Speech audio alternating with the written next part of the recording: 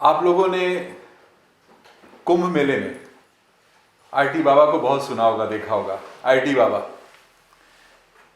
मैं आज आपको कुंभ मेले से ही एक और आईटी बाबा को लेके आके दिखा रहा हूं।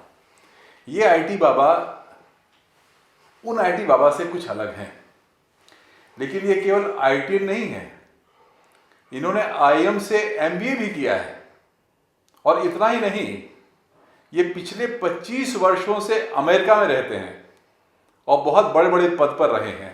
सॉफ्टवेयर के इंजीनियर हैं, मैनेजमेंट के बहुत बड़े ज्ञानी हैं।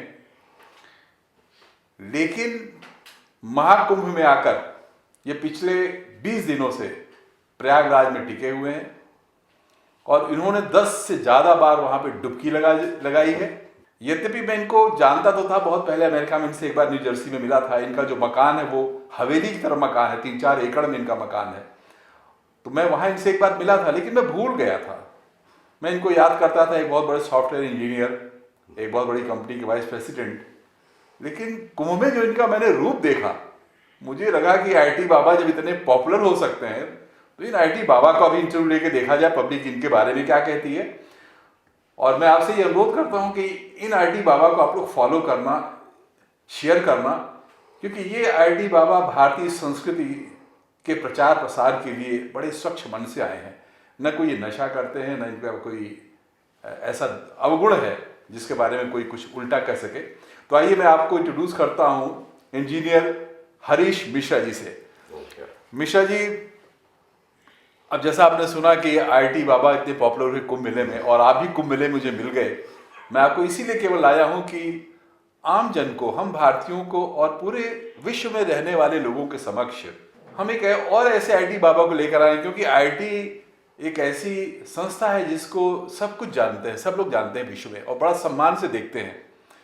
तो वहां के कोई प्रोडक्ट अगर समाज के विरुद्ध या ऐसी कोई बात करते हैं जो कि हमारे लिए अच्छी नहीं हो, हमें कभी कष्ट देती हो, तो वो उचित नहीं है। मैं ये नहीं पता कि ये जो आईआईटी बाबा है किस मकसद से आए। तो मैं तो ज्ञान की प्राप्ति के लिए महाकुंभ में आया।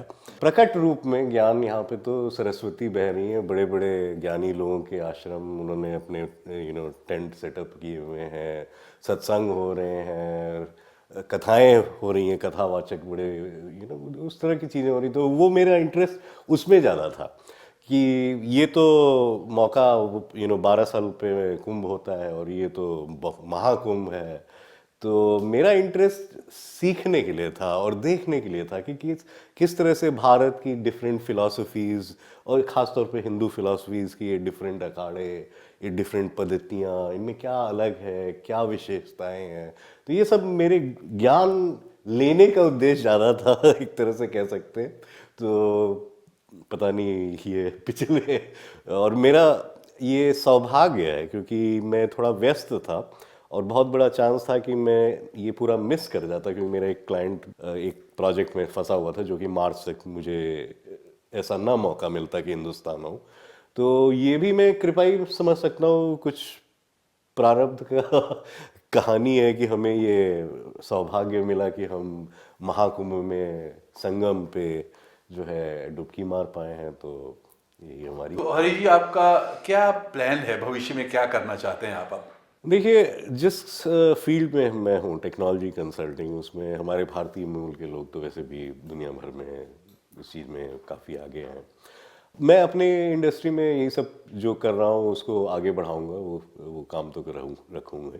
उसके अलावा एक नया पेट प्रोजेक्ट कह सकते हैं कि नया उद्देश्य उठा लिया है। तो हिंदू धर्म में या हमारी फिलॉसफीज़ में बड़ी सारी कथाएं हैं, और मैं थोड़ा और भी बात इसके बारे में कहूँगा। मैं ये कहना चाहूँगा कि कहानियाँ ही मनुष्य जाति की एवोल्यूशन की वजह रही हैं। चाहे वो हज़ारों साल पहले जो है, जब वो हम लोग हंटर गैदरर सोसाइटी में रहते थे, तो जो कथाएं जो बड़े बुजुर्ग अपने बच्चों को जो सिखाते थे, जो कहानियाँ सुनाते थे, वो जीवन में काम आती थी उनके जो है, और वो एक रास्ता देती थी जो कि जीवन में एप्लीकेबल होता है।